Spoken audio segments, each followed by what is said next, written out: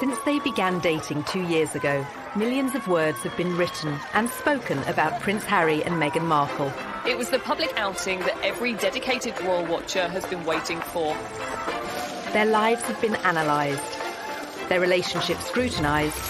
But while journalists and commentators continue to have their say, two people know the story better than anyone: Harry and Meghan themselves.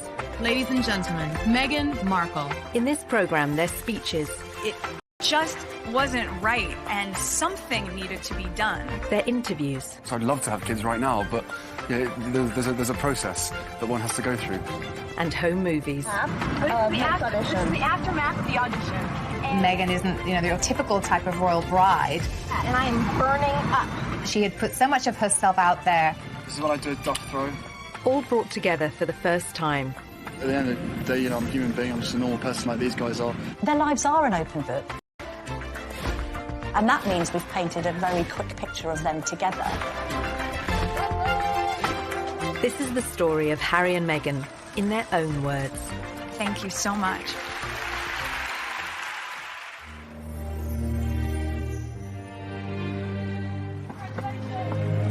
This afternoon, Prince Harry and Meghan Markle stepped hand in hand into the sunken garden at Kensington Palace. November 27th, 2017, and Harry and Meghan broke the news the world had been waiting for. 17 months after their first meeting, they were in love and about to be married. It was so sweet and natural and very romantic. He got on one knee. As a matter of fact, I could barely let you finish proposing. I was like, can I say yes now? She didn't even let me finish. She said, can I say yes, can I say yes now? And then there was hugs and I had the ring in my finger and I was like, can I give you the ring? And she goes, oh yes, the ring. Although this was the first time they'd spoken as a couple, both had long experience of talking about themselves. Raised worlds apart, they'd chronicled their experiences from childhood.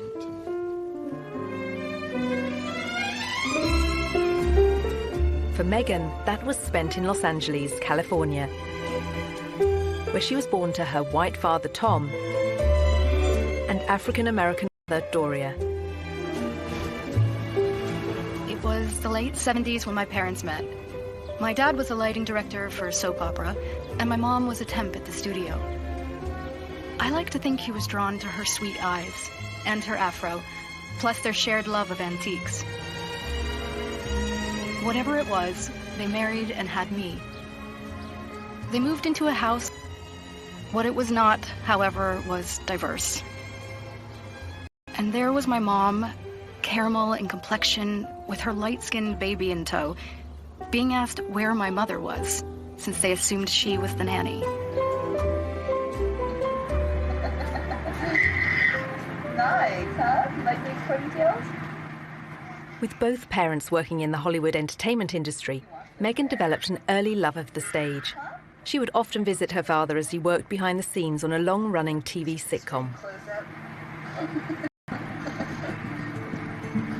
It was considered so risque, some viewers even organised a boycott.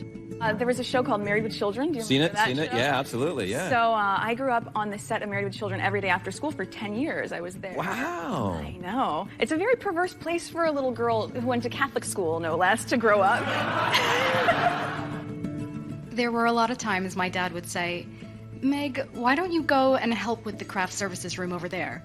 This is just a little off-color for your eyes.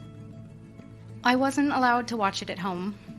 I could watch the end credits, so I could give the screen a kiss when I saw my dad's name go by. I mean, they seem very close as father-daughter.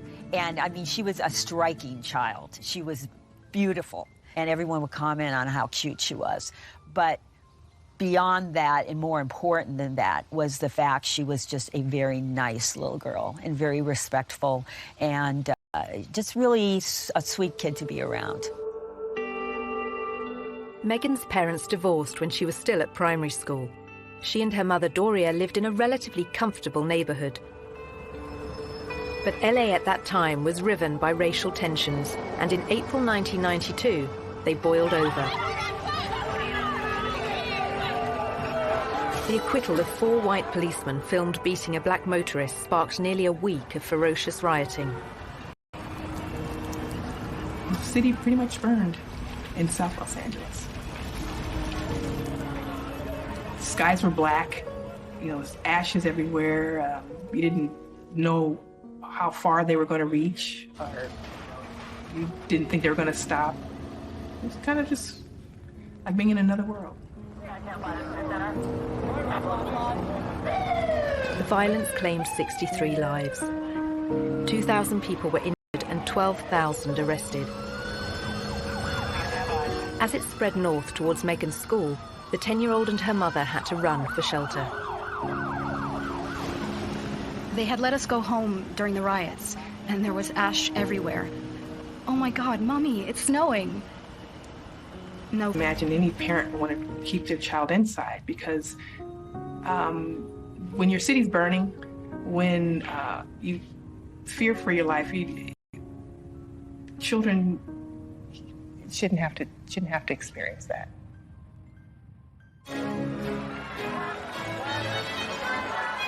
As Meghan was being raised in LA, Harry was growing up in London and in public.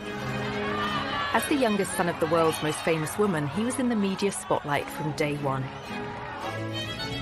When it comes to dealing with the press, Prince Harry has a style all of his own.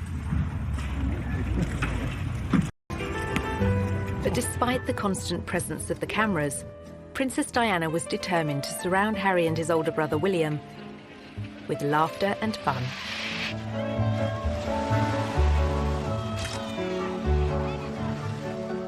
Our mother was a total kid through and through.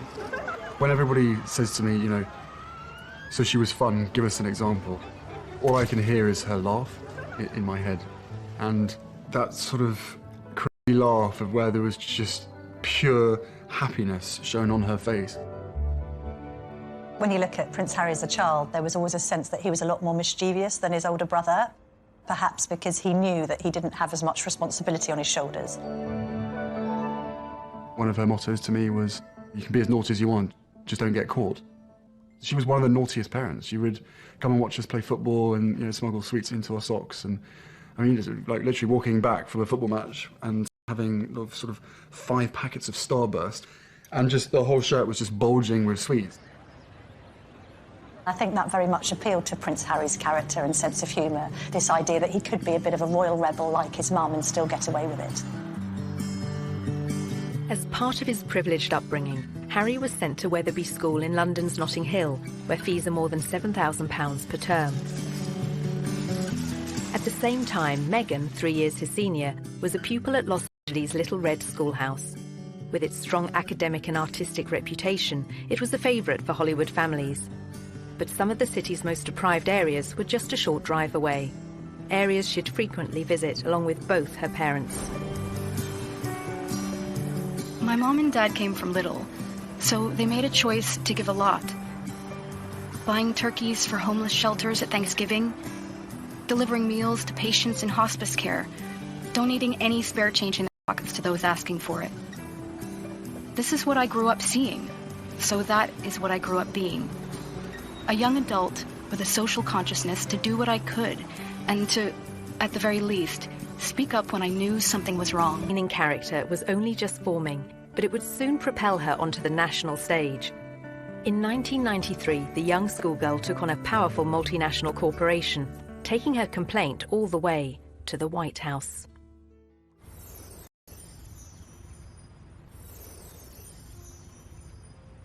Ladies and gentlemen, please welcome Meghan Markle.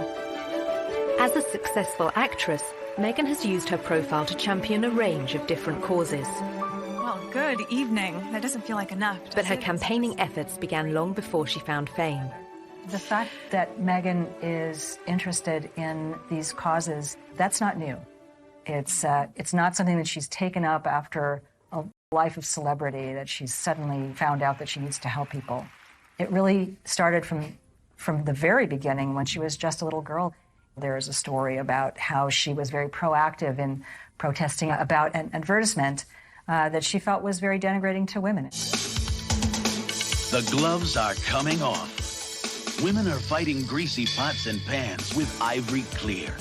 The tagline said, "Women all over America are fighting greasy pots and pans 2 boys from my class said, "Yeah, that's where women belong, in the kitchen." I remember feeling shocked and angry and also just feeling so hurt. It just wasn't right, and something needed to be done. My name is Meghan Markle. I'm 12 years old. Last week at my school, we decided to watch the news for social studies. While flipping through the channels, we saw a commercial for the new Ivory Clear dishwashing liquid. In the commercial, they said women are battling grease, meaning only women do dishes. When I heard this, the boys in Meghan wrote to Procter & Gamble, the company behind the ad, to America's then First Lady Hillary Clinton, and to the US TV program Nick News, which sent a reporter to interview her. I don't think it's right for kids to grow up thinking these things, that just mom does everything. So I was wondering if you would be able to change your commercial to people all over America. Thank you, Meghan Markle.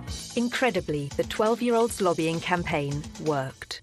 And it was roughly a month later when the soap manufacturer, Procter & Gamble, changed the commercial. The gloves are coming off. People are fighting greasy pots and pans with Ivory Clear. She had a sense that she could affect change, even though she was just one small person. She had a voice. If you see something that you don't like or are offended by on television, make a difference for not just yourself, but lots of other people. Makes me feel... Meghan's time in the spotlight lasted for just a few days in 1993. But by then, Harry was used to relentless media attention. Soon it would become uncomfortable, both for him and his elder brother William. The reason? Their mother's very public and very bitter split from Prince Charles.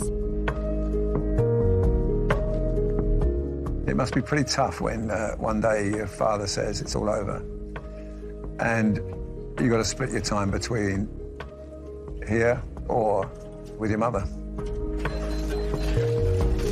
When he was the youngest, he must have seen the arguments and the rows together they'd had, and it had an effect on him. Charles and Diana officially divorced in 1996. In August 1997, she went on holiday with her new boyfriend, Dodi Fayed. Pursued by the paparazzi through the streets of Paris, their chauffeur-driven car crashed in a city centre tunnel. 3 people were killed, including Diana.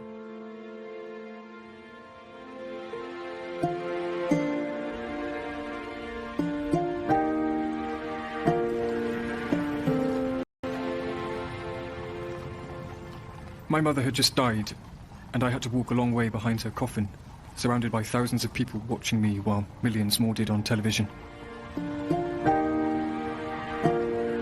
I think everybody who witnessed the funeral and that young child walking behind his mother's coffin reflected on it and thought, goodness me, what effect is this going to have on this boy's life growing up? I don't think any child should be asked to do that, under any circumstances. I don't think it would happen today. Well, we now know, actually, the true effect that Diana's death had on both Harry and William. Prince Harry spoke extremely openly about the fact that that had a profound effect, that he completely went off the rails, he couldn't cope with it. I can safely say that losing my mum at the age of 12 and therefore shutting down all of my emotions for the last 20 years has had a quite serious effect on not only my personal life but also my work as well. My way of dealing with it was, sticking my head in the sand, refusing to ever think about my mum, because why would that help? It's only going to make you sad, it's not going to bring her back. So from an emotional side, I was like, right, don't ever let your emotions be part of anything.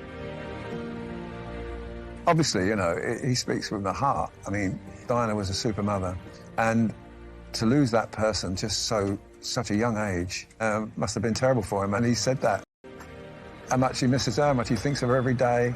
Not a day goes by he doesn't think about it. Been very close to a complete breakdown on numerous occasions when all sorts of grief and sort of lies and misconceptions and everything's coming at you from every angle. Diana's funeral was watched by an estimated 2.5 billion people around the world. Among them, 16-year-old Meghan Markle. By then, she was a student at the all-girl Immaculate Heart High School in Los Angeles Here, just 2 miles from Hollywood, her acting ambitions were taking shape. Long before I taught Meghan, I saw her in the school plays. And she was one of those girls, when she was on stage, you were drawn to watch her because she just had this charisma and this. We have a musical and a play every year. And she's certainly one of the many shining lights that we have here at Immaculate Heart.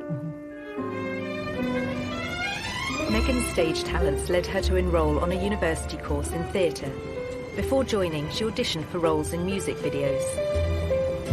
After the aftermath of this is the aftermath of the audition, and it went pretty well. We just had to dance crazily, and so I did, and it was tired.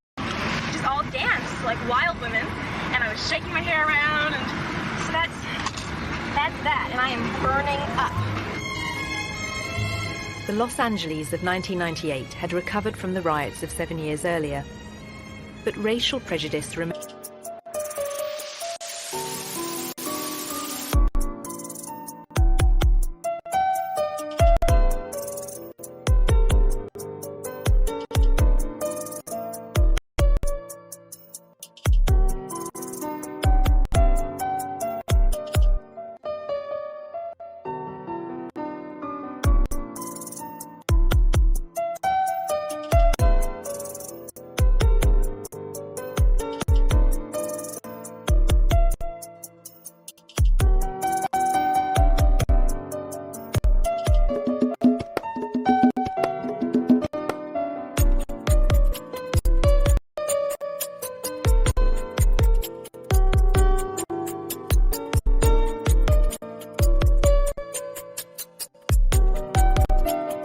Surface, as Meghan was soon to witness firsthand.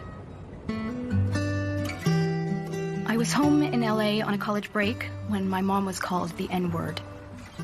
We were leaving a concert and she wasn't pulling out of a parking space quickly enough for another driver. My skin rushed with heat, a whisper of words so hushed they were barely audible. "It's okay, Mommy." I was trying to temper the rage-filled air permeating our small silver Volvo. This is something that has happened for people of color since we've been brought to this country some 400 years ago. It's unfortunate because racism hurts. You know, just to talk about it, it hurts. And kids don't need to hurt. They shouldn't have to. I shared my mom's heartache, but I wanted us to be safe.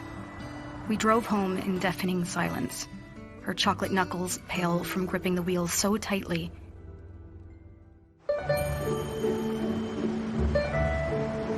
When Meghan returned to her university near Chicago, she showed huge promise on stage, starring in a number of student movies. But soon the undergraduate was keen to spread her wings and take on other subjects.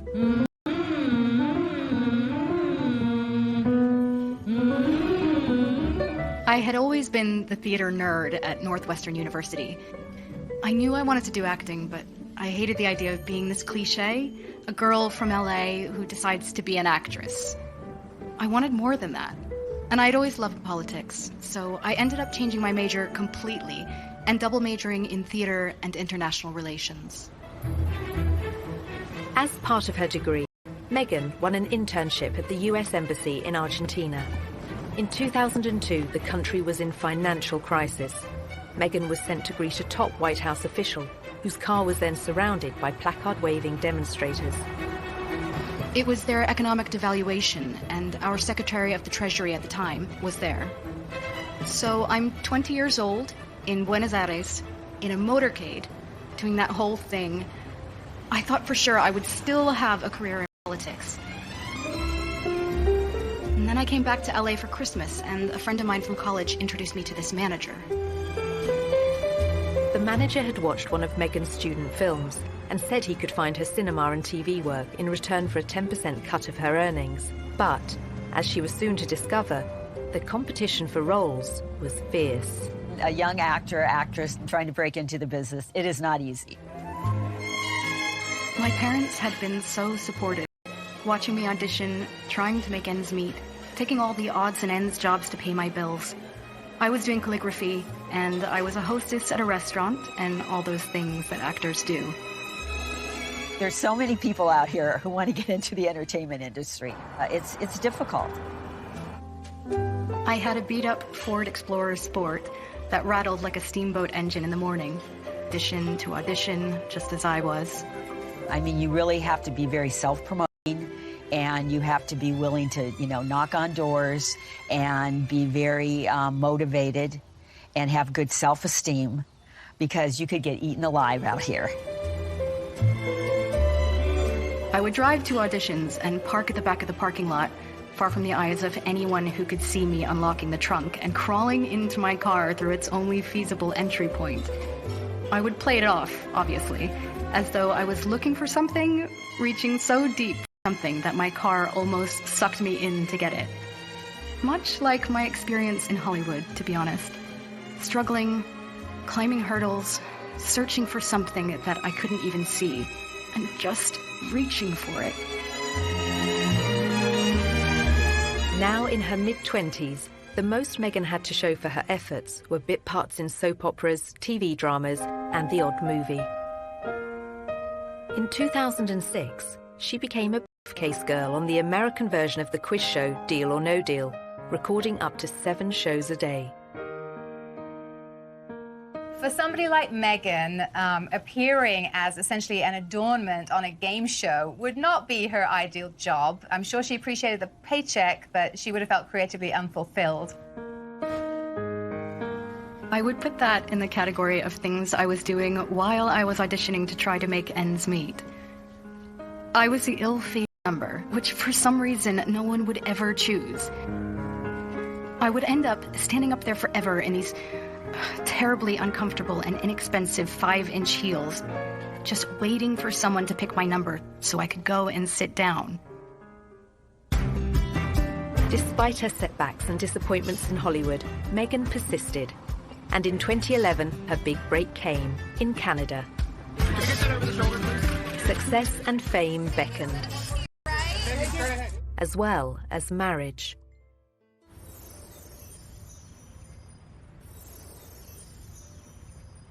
By her late 20s, Meghan Markle was still struggling to make it in Hollywood. Along with the hurdles facing all young actresses, she had a further challenge: her mixed-race heritage. It took quite a few years for Meghan really to be comfortable with her identity. Hollywood didn't help with that, and it must have been very hurtful and very frustrating for her at times. I'm biracial. Most people can't tell what I'm mixed with, and so much of my life has felt like being a fly on the wall. And so some of the slurs that I've heard, or the really offensive jokes, or the names, it's just hit me in a really strong way. Pegged in the industry meant I could audition for virtually any role. I wasn't black enough for the black roles, and I wasn't white enough for the white ones, leaving me somewhere in the middle as the ethnic chameleon who couldn't book a job. But the breakthrough was getting closer. At one audition, a casting director advised Meghan to adopt a more natural look. She stopped me in mid-scene and said so simply, "You need to know that you're enough." She saw all that self-doubt beaming through the self-tanner and excessive blush. You need to know that you're enough. Less makeup, more Meghan. And that moment for me was a wake-up call.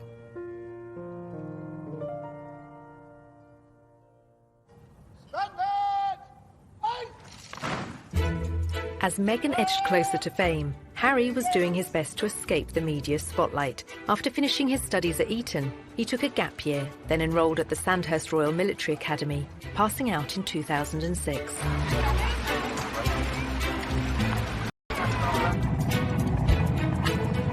A year later, he served in Afghanistan.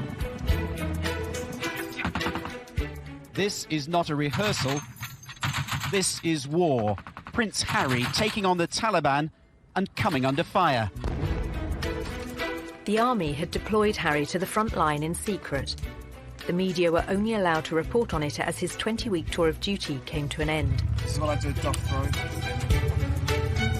At the end of the day, I'm a human being. I'm just a normal person like these guys are. I don't know. It's just nice to be. I wouldn't expect the British public to make much of it. I think they would just turn around and go, "Yep, good on him. Good on the people who got him out there. He's a soldier. So what? Basically, so what? So what if he goes out there? My husband went out there and he died. So what if he goes out there?" The general opinion, and hopefully so. He was very good at his job. He was very competent. And he fitted in very well with everyone that he worked with. There was no airs and graces with Harry. He just wanted to be treated the same as everybody else, which he was. He didn't expect any sort of special favours, being the Queen's grandson. Harry's determination to be treated the same as other soldiers won him praise from the media. But newspapers were less impressed by his behaviour when off duty. In 2012, pictures of a semi-naked royal enjoying time off in Las Vegas made the front pages. It was probably a classic example of me probably being too much army and not enough Prince. I don't really want to get into details of what I think or what other people think. At the end of the day, I probably let myself down, let my family down, and let expect. Several months after the photos were published, Harry was on a second tour of duty in Afghanistan, this time as a captain and helicopter pilot. Approaching 30, he was making plans for a life post-army and fielding questions about his personal plans for the future. I don't think you can ever be urged to settle down. If you find the right person and everything feels right, then it takes time, especially for myself and my brother. You ain't ever going to find someone who's going to jump into the position that it would hold. Simple as that. By then, Meghan had found a long-term partner, American film and TV producer Trevor Engelson. They dated for 7 years, marrying in 2011. That same year, she auditioned for a new TV legal drama, Suits, set in New York, but about to be filmed in Toronto. It was the 5th pilot I would have filmed. I remember hoping this one would see the light of day.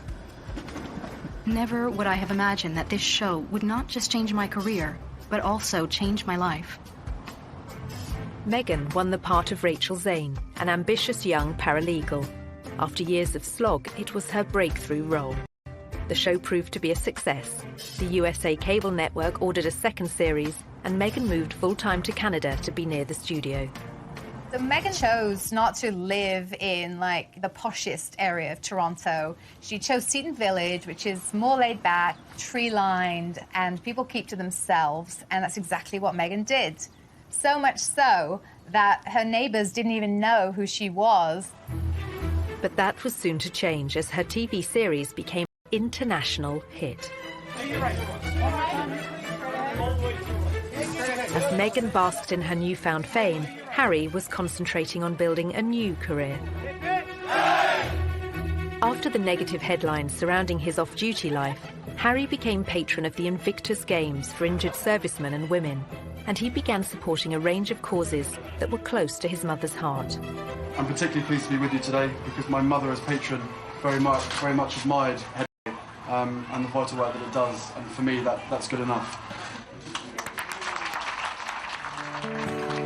He was also increasingly active in aid programs abroad, especially in Africa, where his Sentebale charity is based. Sentebale means forget-me-not. It's in memory of Princess Diana. I think actually Harry's been concerned that some of her good work has been undone in recent years, and a sense that he needs to carry on her good work, otherwise it would have been meaningless. Harry had first visited Botswana in southern Africa shortly after Diana's death. This is where I feel more like myself than anywhere else in the world. I have this intense sense of normality here. To not get recognised, to lose myself in the bush with what I would call the most down-to-earth people on the planet. People dedicated to conservation with no ulterior motives, no agendas, who would sacrifice everything for the betterment of nature. I talk to them about their jobs, about what they do, and I learn so much. By 2013, Meghan's TV series Suits had become a huge hit for the USA network. It was their most popular show for young adults, the audience advertisers valued the most. She was a star, and with stardom came power. Before filming Series 4, she complained to the programme makers.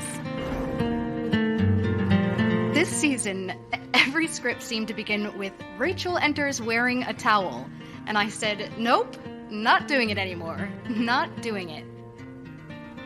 I called the creator and I was like, it's just gratuitous. We get it.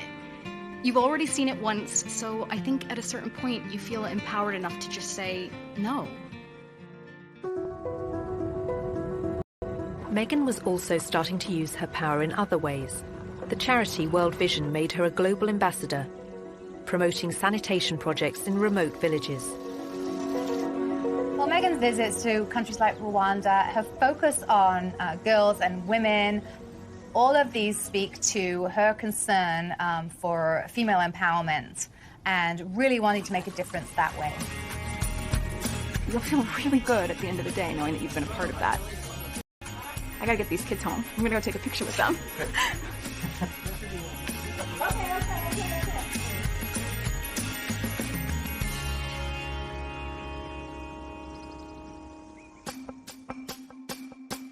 Meghan's fame had coincided with sadness in her personal life.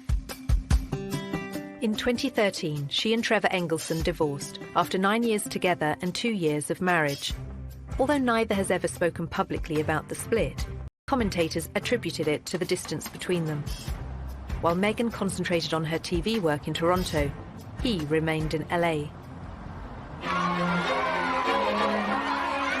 At 31, Harry was also unattached, despite a series of girlfriends and a reputation as one of the world's most eligible bachelors. I said to Prince Harry, when are you going to get married? And he said, when are you going to get married? He always had a string of pretty serious relationships with pretty serious women. I don't think that worked simply because, although she loved him, she didn't love the status of monarchy and the baggage that he came with him. And then Cressida Bonus, again, another very bright spark, lovely girl. Again, loving Harry and being with Harry, but not the circus that comes around him. In 2015, a year after that latest split, Harry went on a tour of New Zealand and revealed his strong desire to start a family. Of course, I'd love to have kids right now, but you know, there's a process that one has to go through. And, you know, tours like this is great fun. Hopefully I'm doing all right by myself. It would be great to have someone else next to me to sort of to share the pressure. But, you know, time will come. Whatever happens, happens, I guess. The relationship he craved was just a year away. When he first met Meghan in London in July 2016, they discovered much in common. Both their parents had divorced when they were young. They were famous, wealthy, and had a shared interest in the developing world. It was one of the first things we started talking about when we met, was just the different things that we wanted to do in the world and how passionate we were about seeing change. I think that was, that's what got date 2. Soon after that second date, their first holiday, Harry invited Meghan to the country he'd first visited in the aftermath of his mother's death, 19 years earlier. I think about 3, maybe 4 weeks later, that I managed to persuade her to come and join me in Botswana, and we camped out with each other under the stars. We spent, she came and joined me for 5 days out there, which was absolutely fantastic. So then we were really by ourselves, which was crucial to me to make sure that we had a chance to get to know each other. The couple kept their relationship secret throughout the summer of 2016. But then, at the end of October, the first headline appeared. You have a story like that and it breaks, and the rest of Fleet Street is then playing catch-up. And it was then after the story broke that you found people descending on Meghan's house, chasing after anyone that ever knew her, chasing after family members. I think both of us were totally surprised by the reaction after the first 5-6 months of what we had to ourselves of what actually happened from then. So I think you can have as many conversations as you want and prepare as much as possible, but we were totally unprepared for what happened after that. Some reports concentrated on Meghan's family neighbourhoods in LA. Others focused on the breakup of her parents' marriage and her relationships with her half-sister and half-brother. There's a misconception that because I have worked in the entertainment industry that this would be something I would be familiar with. That I've never been part of tabloid culture. I've never been in pop culture to that degree. I made the choice to not read anything. But some of the coverage and comments incensed Harry. Breaking news from Kensington Palace this morning. Prince Harry After 8 days of headlines, he came out fighting. I think that's one of the strongest statements I've ever heard come out of a palace.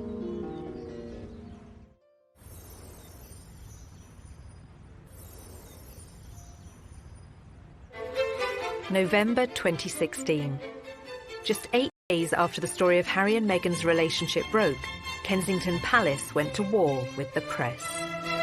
Prince Harry is worried about Miss Markle's safety and is deeply disappointed. The hallmarks of Harry's words and character all over it. It is not right that a few months into a relationship with him that Miss Markle should be subjected to such a storm.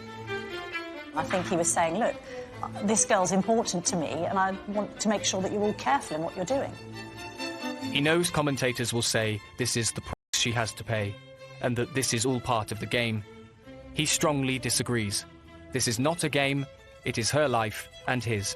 I think that's one of the strongest statements I've ever heard come out of a palace. I think so too. It's incredibly personal statement. He is obviously very, very angry. Well, good for him. I think the statement went down very well with the public in saying, yeah, fair on Prince Harry, this girl needs to be protected. I think others were a bit more critical, saying, well, all right, but you can't have it both ways. You get a lot of great publicity for your...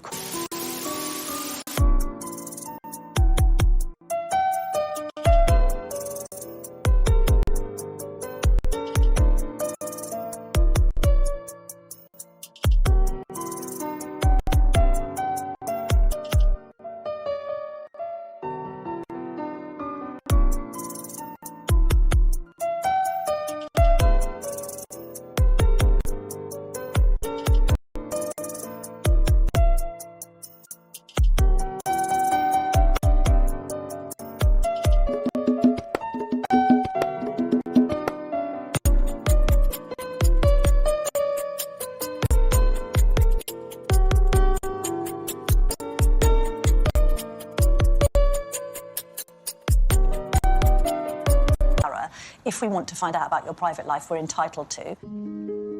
Poring over Meghan's private life continued. Journalists scoured her social media accounts looking for more clues about her relationship with Harry.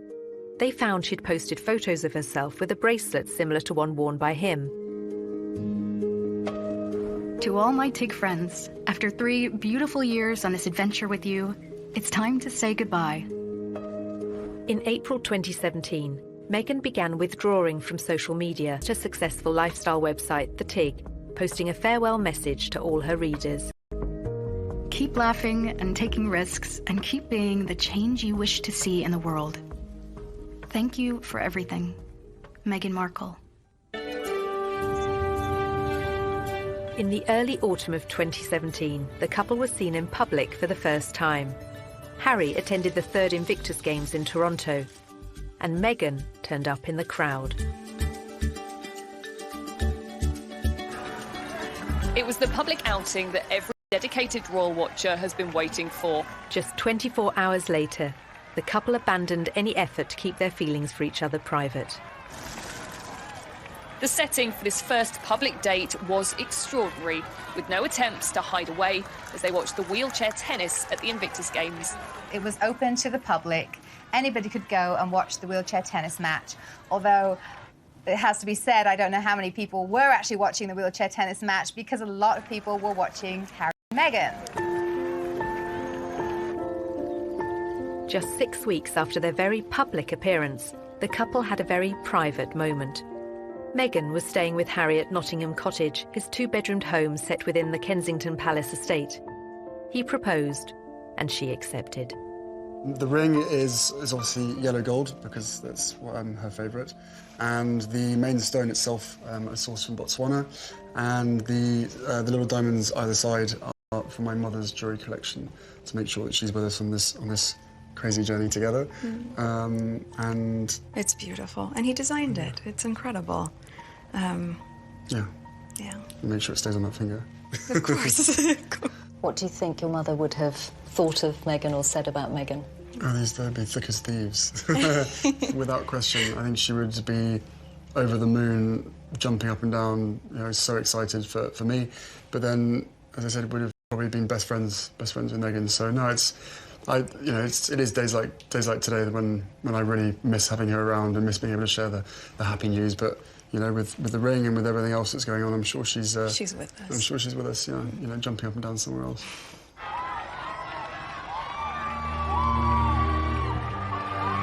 Since the announcement, Meghan has become the fresh face of royalty, connecting with a new generation, just as Harry's mother once did. I know that I'm in love with this girl, and I hope that she's in love with me. But we still had to sit down on the sofa, and I still had to have some pretty, frank conversations with her to say, look, what you're letting yourself in for, it's a big deal. It's not easy for anybody. But I know that, at the end of the day, she chooses me, and I choose her, together as a team. After a life spent on the other side of the Atlantic, Meghan is now planning to become a UK citizen. She and Harry have also spoken of their wish for the Commonwealth. But now, with their wedding fast approaching, their focus, for the moment, is firmly on May the 19th. We're a couple. We're in love. I'm sure there will be a time when we will have to come forward and present ourselves and have stories to tell. But I hope what people will understand is that this is our time. This is for us. It's part of what makes it so special that it's just ours. But we're happy. Personally, I love a great love story.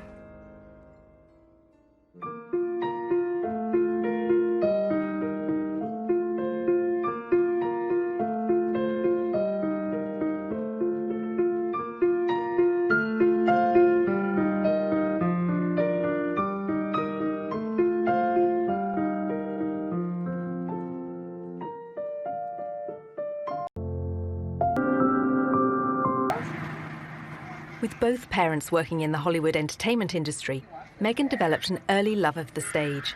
She would often visit her father as he worked behind the scenes on a long-running TV sitcom. It was considered so risque, some viewers even organised a boycott. There was a show called Married with Children. Do you remember that Seen it, yeah, absolutely, yeah. So I grew up on the set of Married with Children every day after school for 10 years. I was there. Wow. I know. It's a very perverse place for a little girl who went to Catholic school, no less, to grow up.